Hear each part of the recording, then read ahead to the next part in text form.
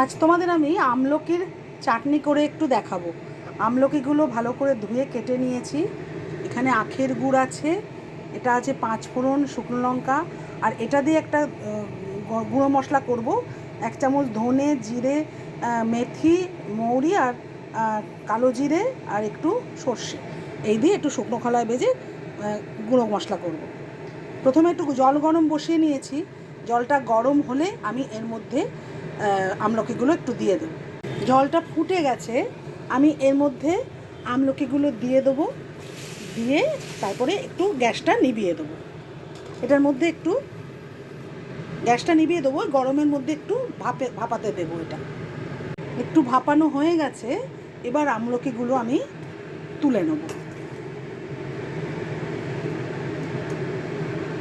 আমলকিগুলো একটু ভাপিয়ে তুলে নিয়েছি। এবার কড়ায় একটু সাদা তেল দেবো, খুব অল্প একটু তেল দেবো। আর তেলটা গরম হলে এই 5 ফোড়ন আর শুকনো লঙ্কা ফোড়ন দিয়ে দেবো, দিয়ে একটু ভাজবো। মশলাগুলো ভাজা হয়ে গেছে, এবার যে ভাপানো আমি আমলকিগুলো রেখেছিলাম সেগুলো এই তেলে দিয়ে দেবো, ভাজবো।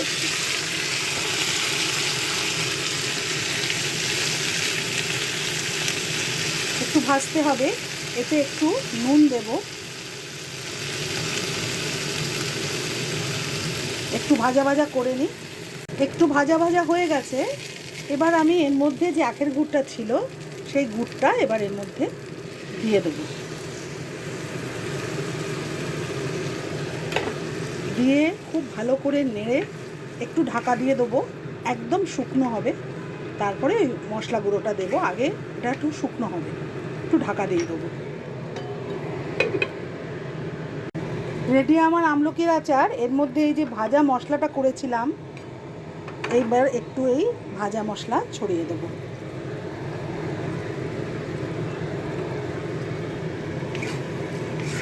দারুণ খেতে হয় আর শরীরের জন্য খুব ভালো। আমলকি ছড়িয়ে দেবো।